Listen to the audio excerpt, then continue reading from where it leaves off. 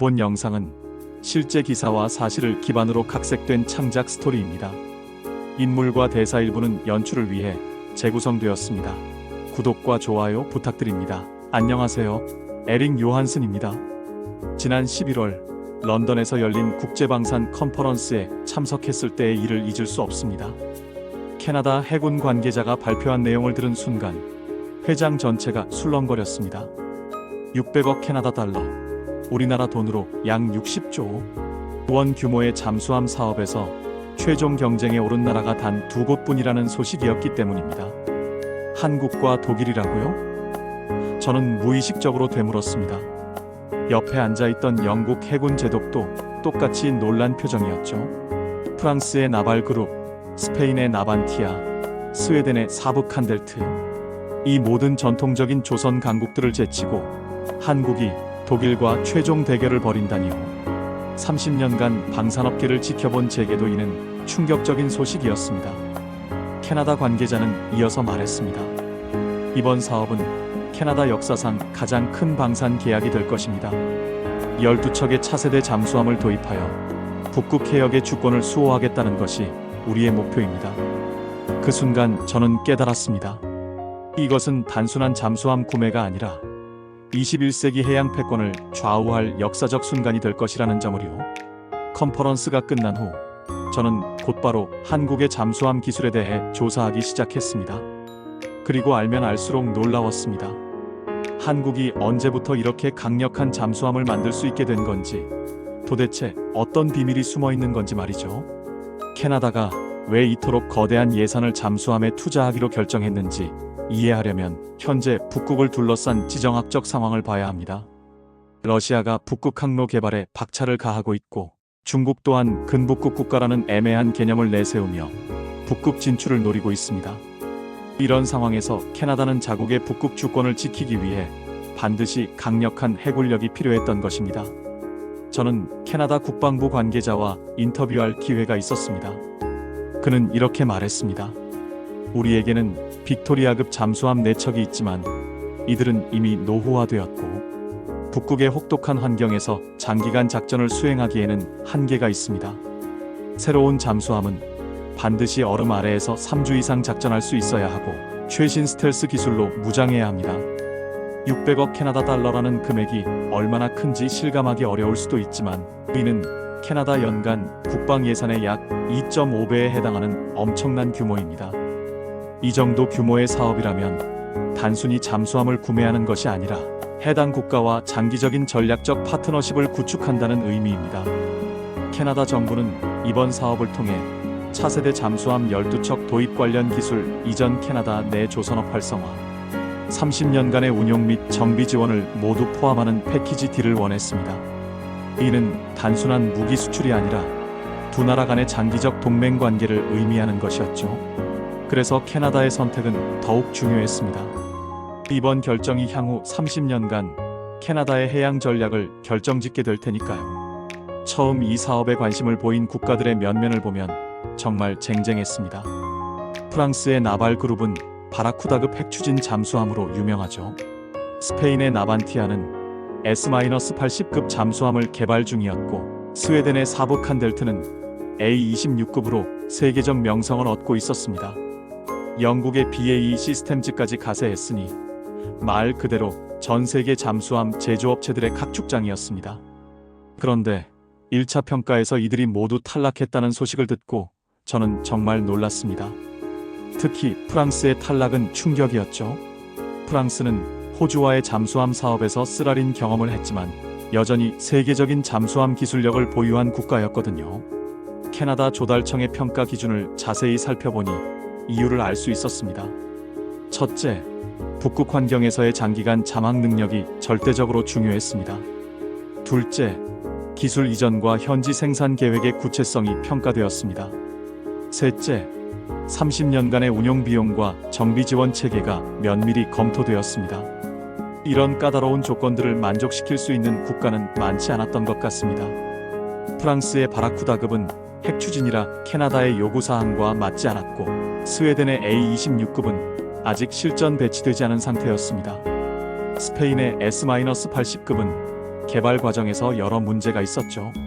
결국 최종 입하전에는 독일의 TKMS와 한국의 한화오션현대중공업 컨소시엄만 남게 되었습니다. 저는 독일이 결선에 오른 것은 예상했지만 한국이 이 자리에 있다는 것은 정말 놀라웠습니다.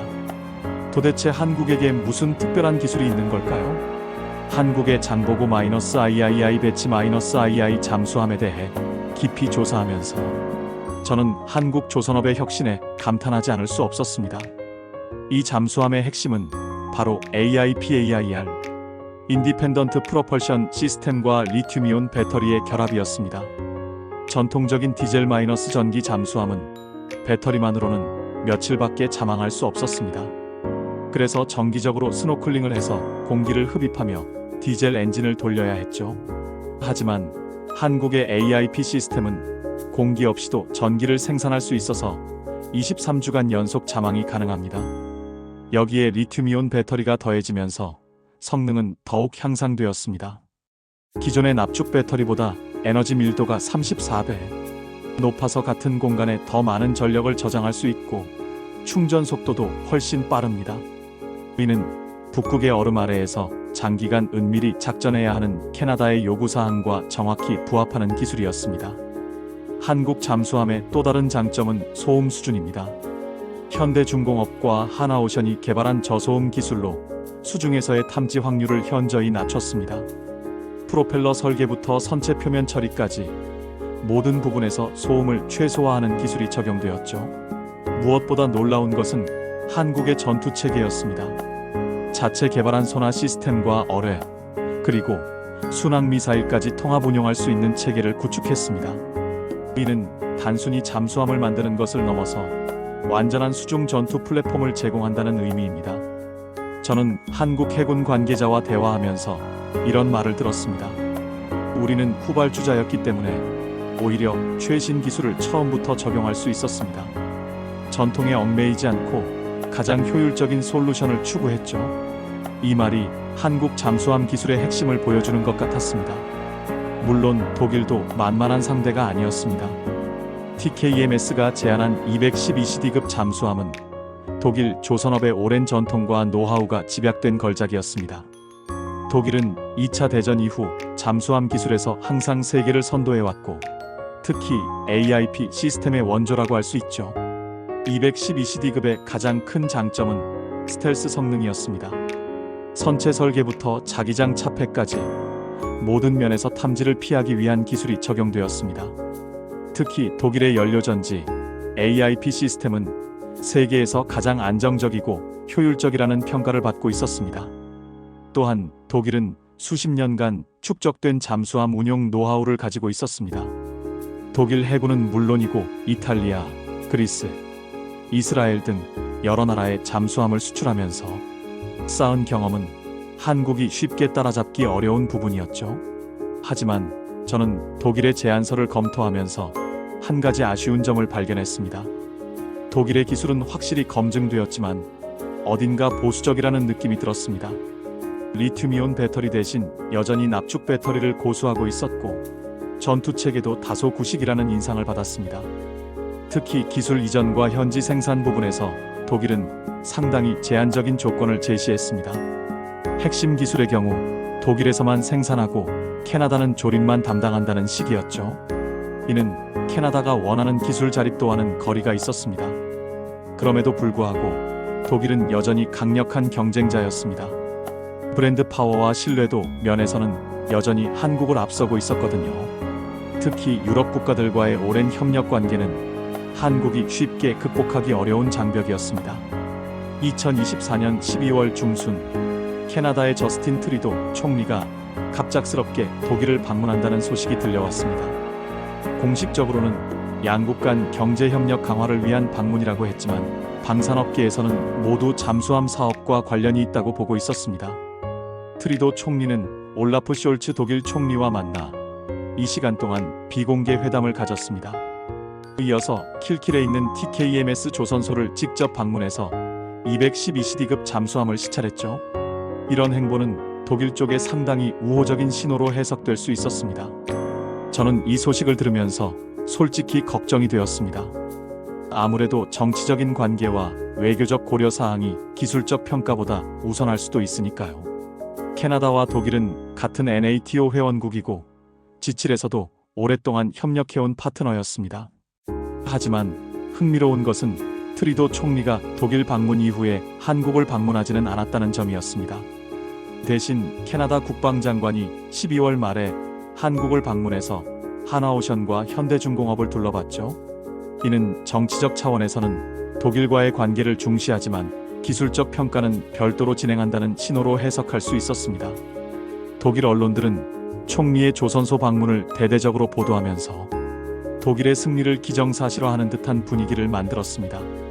하지만 저는 아직 결론을 내리기엔 이르다고 생각했습니다. 캐나다는 감정보다는 실리를 중시하는 나라이고 60조 원이라는 거대한 투자에서 정치적 고려보다는 실질적인 성능과 경제성이 더 중요할 테니까요. 정치적 움직임과는 별개로 기술적 평가에서는 한국이 상당한 장점을 보이고 있었습니다. 특히 ISS 인더스트리얼 앤드 리저널 베네피츠와 ITB 인더스트리얼 앤드 테크놀로지컬 베네피츠 부분에서 한국의 제안이 독일을 압도하고 있다는 평가가 나오고 있었습니다. 한국은 단순히 잠수함을 판매하는 것이 아니라 캐나다와 함께 잠수함 기술을 발전시켜 나가겠다는 비전을 제시했습니다.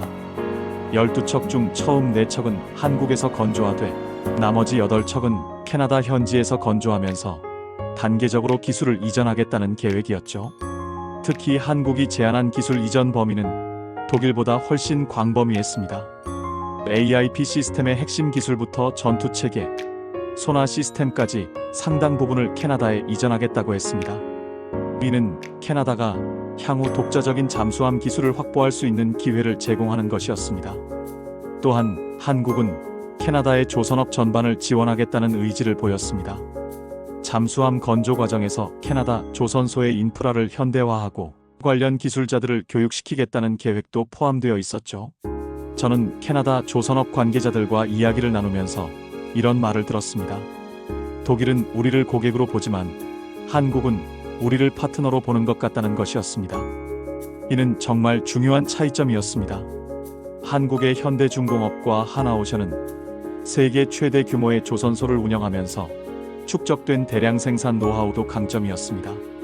12척의 잠수함을 일정에 맞춰 건조할 수 있는 생산 능력 면에서는 한국이 독일보다 우위에 있다고 볼 수 있었죠. 이제 결론을 내릴 때가 왔습니다. 독일은 분명 전통의 강자입니다. 100년이 넘는 잠수함 제조 역사와 검증된 기술력은 여전히 강력한 무기입니다. 하지만 진정한 도전자는 바로 한국입니다. 한국이 보여준 것은 단순한 기술력이 아니었습니다. 그들은 미래를 내다보는 혁신적 사고와 파트너와 함께 성장하려는 철학을 보여주었습니다.